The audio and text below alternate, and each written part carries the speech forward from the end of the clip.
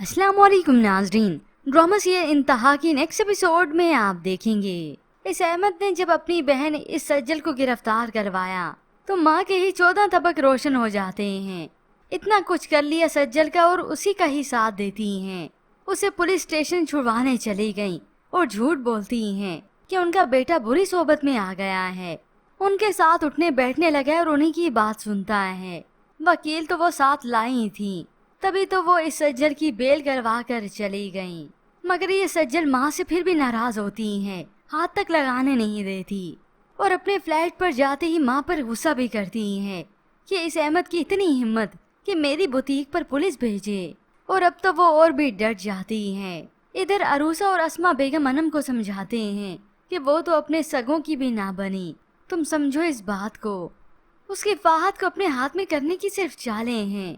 अनम को इसी बात ही का तो दुख होता है कि आज वो किसी और बहाने से मिला है तो कल को किसी और बहाने से, और तभी वो उसे शादी भी कर लेगा। यूं अनम हरगिज राजी नहीं होती। और फिर आता है इस नौशीन की जिंदगी में उस वक्त तूफान, जब अहमद को मालूम हुआ कि उसकी बहन की बेल किसी और ने नहीं बल्कि माँ ने जाकर करवाई है। ये सुनकर तो वो उससे से आग बगोला हुए अपनी माँ के पास आता है और अपनी माँ को जतला देता है कि उसका साथ दोबारा देकर आपने ये साबित कर दिया कि आप भी इस जुल्म में बराबर की शरीक हैं। ये सुनकर माँ तो समझाती है, अरे वो मेरी बेटी ही है, तुम भी मेरे बेटे हो, अहमद तुम ऐसा क्यों कर रहे हो। मगर अब अहमद का पारा हाई हो गया। उसने फैसला कर लिया कि अब वो इस घर में रहेगा ही नहीं। वो बेटे को रोकती हैं। ऐसे में अरूसा ने देखा तो वो भी चली आती है। वो भी रोकने की कोशिश करती है मगर अहमद नहीं रुकता। अपना सूटकेस तैयार करके वो यहाँ से चला गया। जिसके बाद तो इस नौशीन बेगम को शदीद गुस्सा आता है।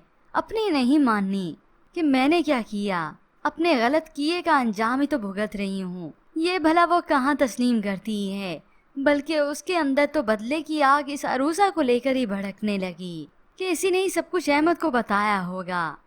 और अब तो वो उसे धमकी दे देती हैं, आज इस घर से मेरा बेटा गया है, कल को तू जाएगी, याद रखना मेरी बात तुम। यूं अब अरूसा और ये आमने सामने हो जाते हैं और नौशीन इस बात को तो अब चैलेंज एक्सेप्ट कर लेती हैं कि इस घर से तुझे जलील करके निकलवाऊंगी। और फिर जब उधर सज्जल फाहद के घर जाती है तो उसकी माँ के आगे और ही टसवे बहाती हैं। हकीकत तो उन्हें बता नहीं सकती थी कि मैंने क्या किया भाई के साथ। वो इस सारे किए कराए का इल्जाम लगा देती है अस्मा बेगम पर, उसकी फैमिली पर, कि इन सब ने मेरे साथ ये सब कुछ किया।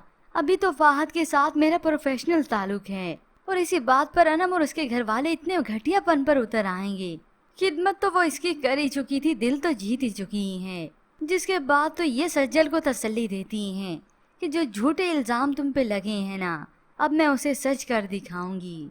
और उसे बता देती हैं कि वो फाहद से इसकी शादी करवाएंगी। फाहद के दिल में भी ये सज्जल उतर ही चुकी है, सिर्फ उसकी वालदा की खिदमत करके। सज्जल को लेकर उसका दिल भी मोम हो चुका है और अब जब माँ अपनी कस्में देगी तो ये फाहद बहुत मजबूर हो जाएगा।